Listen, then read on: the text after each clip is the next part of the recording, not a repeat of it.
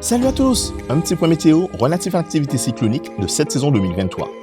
Il n'y a actuellement aucun système météorologique surveillé par le NAC. Comme mentionné lors des 2 derniers points météo, les conditions atmosphériques demeurent défavorables sur l'ensemble du bassin atlantique.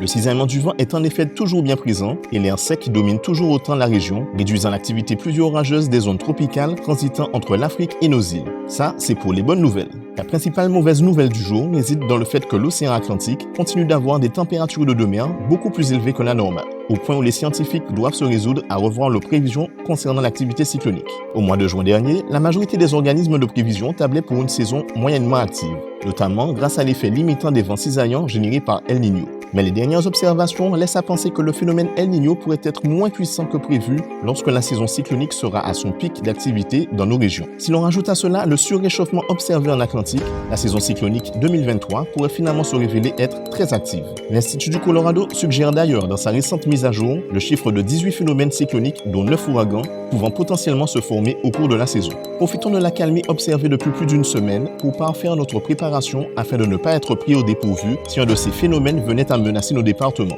Concernant la situation du jour, notons la présence de 3 zones tropicales circulant entre l'Afrique et les Antilles, dont une qui pourrait arroser l'arc antillais, surtout durant la journée de samedi. L'activité pluvio-orageuse de cette dernière pourrait néanmoins être contrariée par les conditions défavorables en altitude. Restez néanmoins à l'écoute des bulletins de Météo France, surtout si vous prévoyez des activités en montagne ou aux abords des cours d'eau. Voilà, c'est tout pour aujourd'hui. Bonne soirée à vous, à bientôt!